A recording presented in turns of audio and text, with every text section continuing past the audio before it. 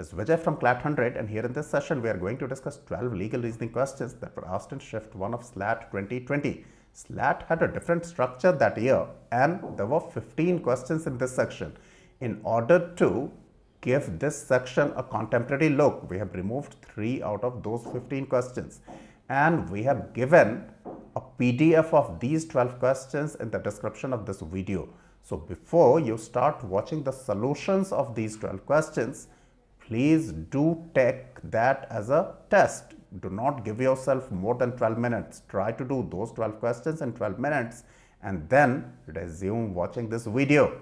A person is said to be of sound mind for the purpose of making a contract if at the time when he makes it, he is capable of understanding it and of forming a rational judgment as to its effects upon his interests. Of course, is an obvious thing, right?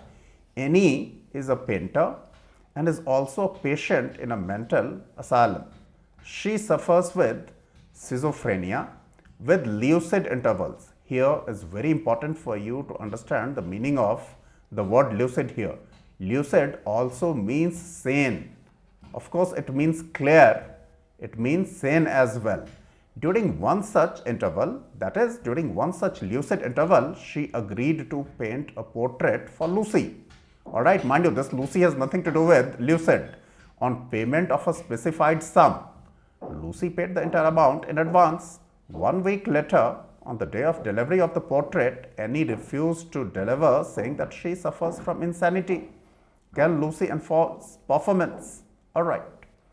Here my first question to you, that when Annie signed this contract, was she of sane mind? Answer is yes, because this is very clearly given that during one such interval, during one such lucid interval. Alright, so the answer to this is yes or no. Of course, can Lucy enforce performance? The answer has to be yes. So even before you look at the options, by the time you stop reading the fact, it should be clear to you that the answer has to be a yes, so that you can straight away remove no options. So remove this. Okay. Yes, because Annie was of sound mind when she entered into a contract. Absolutely. Why do I need to read anything else here? Okay. So the answer is A. Alright.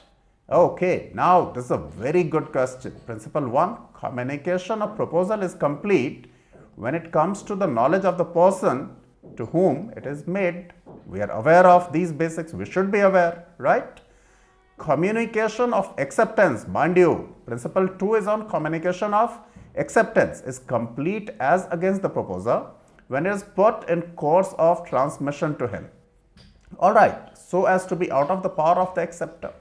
So communication of acceptance is complete as against the proposer. Alright, communication of acceptance is complete as against the acceptor this time, acceptor, when it comes to the knowledge of the proposer. Alright, all well-known laws. Okay, look at the facts. A sends a letter on April 5, 2019 to B and C, proposing to sell his house for rupees 50 lakhs. B receives the letter on April 6, 2019 and immediately posts the letter accepting the offer to A. Alright. However, due to delay in postal services, C receives the letter on April 7, 2019 and he immediately posts his acceptance. Alright. A receives both the letters together on April 8, 2019 but opens C's letter first. Alright. So who are the acceptors? B and C. Who is the proposer? A. Any doubt about this? Any doubt? Okay. Now look at the options. As against B. So who is B? Acceptor. Acceptance was complete on April 6, 2019. Was it so? Was it so? When did A receive B's letter? On April 8. So how could the acceptance be complete? So this is incorrect. As against A. A is proposer, right? Acceptance for both B and C was complete on April 8.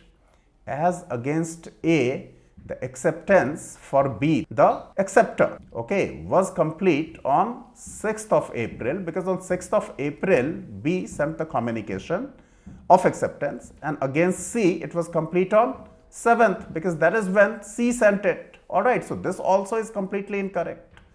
As against C, C is again the acceptor, right? Against C, acceptance was complete on April 7, 2019. No.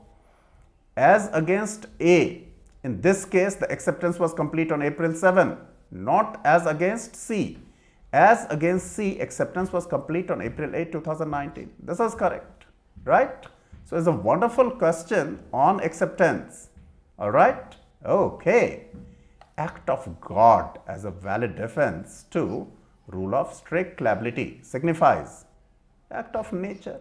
We all know, right? And hey, do you know the difference between force majeure and act of God? Is there any difference or there is no difference? Please put the answer in the comment section of this video. All right.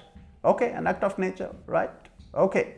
In order to convert a proposal into promise, acceptance must be absolute and unqualified. Nitin wanted to sell his house. That's okay. Ramesh showed interest and inquired about the asking price. Nitin wrote back asking for 50 lakh.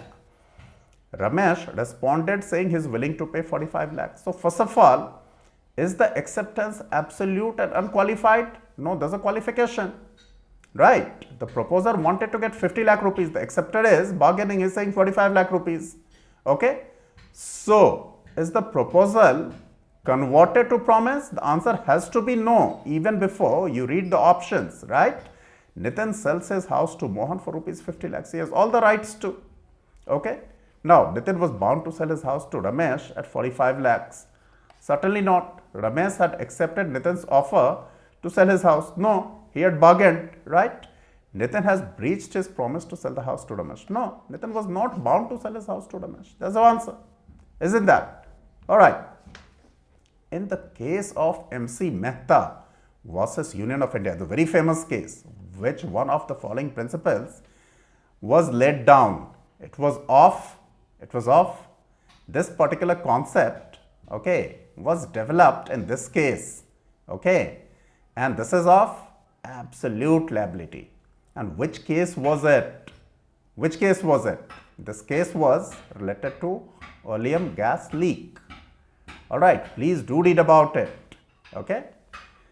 All right, when a person is arrested on charge of committing an offense with valid grounds, mind you, with valid grounds for commission of offense, it shall be lawful for a registered medical practitioner acting at the request of a police officer or any authority in good faith to make reasonable examination to ascertain the facts and to use such force as is reasonably necessary for that purpose. All right, okay. Blood drops are found near the crime scene of B's murder from where A, the prime suspect, is arrested. All right. Upon A's arrest, the investigating officer directed the doctor at government hospital to collect A's blood sample for forensic analysis. My question to you is, do we have the valid grounds to take blood sample of A? We have, of course. Look, blood drops are found near the crime scene of B's murder from where A, the prime suspect, is arrested. All right. So, is the act legal? Of course it is. The investigating officer had no authority since A has not been held guilty of B's murder. If he has already been held guilty of B's murder, then no investigation is needed. All right. The investigating officer's action is necessary for fair investigation of B's murder. So, we can consider this for sure. The investigating officer's action is legitimate since A is the prime suspect of B's murder. Okay. What if A is not the prime suspect? He is just a suspect. Does it mean that the sample shouldn't be taken? So, eliminate this as well. The investigating officer's action is legitimate since A was arrested from the crime scene and his blood sample shall afford evidence to his involvement in B's murder. All right. Options B and D should be considered here, right? B and D are actually close. Okay, both are correct, but we have to go for one of them. We need to get back to the legal principle. It talks about valid grounds for commission of offense. All right. Option B does not give you the valid ground. It's silent on that. Option D does give you the valid ground. The investigating officer's action is legitimate since A was arrested from the crime scene. All right. Since he was arrested from the crime scene, is a valid ground and his blood sample shall afford evidence as to involvement in B's murder. Here is more about the fair investigation. but option D concentrates on A. Alright, the legal principle also concentrates on the arrest of a suspect, right, and the procedure. Alright, so option D is closer to the legal principle given here, even though option B is not incorrect. Alright, but the best option is certainly option D in my opinion. A and C are completely useless. Alright, okay, so D. Whoever intending to take any movable property out of the possession of any person without that person's consent, movable property without that person's consent, moves that property out of his possession is said to have committed theft. 1, 2 and 3. A, the driver of Z, takes a gold chain. Is it a movable property? Yes, it is. From Z's drawer and hides it in Z's house. So, did he take Z's consent? Certainly not. Okay. Now, my question to you is, has he moved the gold chain out of Z's possession? The answer is yes. Only because the gold chain is still in the premises of the owner. That does not necessarily mean that it has been taken or it has not been taken out of the possession of Z. Alright, be very clear about this. So, is it a theft? Of course it is. Please be clear. A informs B, a servant of Z or Z, about the gold chain and they agree to share the proceeds of the gold chain between them after the chain is taken from the house and sold in the market. Before A could take the gold chain, it was discovered. Only because it was discovered and it was temporarily out of the possession of Z, that does not mean that it was not theft. Please be very clear. Decide an offense was committed, and if yes, who committed the offense? Actually, two offenses were committed here. Alright, when it comes to B, do you think it's a case of criminal conspiracy? Section 120A of the Indian Penal Code is my question to you. Alright, at times they create questions, okay, which only confuse us. Alright, look at this. Both A and B are liable for the offense. What do they mean by the offense? If that is theft, okay, if the offense is theft, okay, we know it well that B is not liable. B is certainly not liable, okay. Only B is liable. We know it's incorrect, right? No offense is committed. This is incorrect, okay. Only A is liable for the offense. If by the offense they mean theft, and that seems to be the case because here we have talked about theft and you need to stick to the principle, legal principle given in the question. So, of course, option D is the best answer. You do not start thinking about the criminal conspiracy committed by B. Alright, you are not being asked about that. Alright, okay. Now, question number 8. Which of the following statements are correct? Motive is immaterial in case of tort. That's true. Whereas in case of breach of contract, motive is relevant. No, here also motive is irrelevant. Alright, please be informed. Okay, so 1 is definitely incorrect, and if 1 is incorrect, we have the answer. Okay. Alright, but just for the sake of discussion, let's look at statements 2 and 3 as well. In a tort action, the primary purpose of compensation is deterrence. No, the primary purpose of tort action is compensation itself for the damages, right? This is the primary purpose, compensation itself for damages, alright? So, this also is incorrect. What about 2? In case of tort, duty is owed to community at large, true. Whereas in case of contract, duty is owed to definite persons with whom you have made the contract, right? So, only 2, that's your answer. Alright, the maxim damnuma sine injuria means, first of all, you must know the meanings of certain Latin terms. Damnuma, or in America they read it as damnum, this is damage. Okay, sine, in America they read it as sign. Okay, so the sine is without. Okay, Injuria means injury, legal injury actually. Keep this also in mind. Sine die or sine die, right? This is without days, okay? That is, if you go for a sine die strike, is not fixed that for how many days this strike is there. Alright? Okay, so please keep such things in mind. So the maxim damnema sine injuria would of course mean damage without legal injury. Alright, so damage without violation of a legal right. That is your answer. Any doubt? Okay. Any direct physical interference with goods in somebody's possession, and mind you, it's about possession and not ownership. I repeat, it's about possession and not ownership, without lawful justification is called trespass of goods. Okay?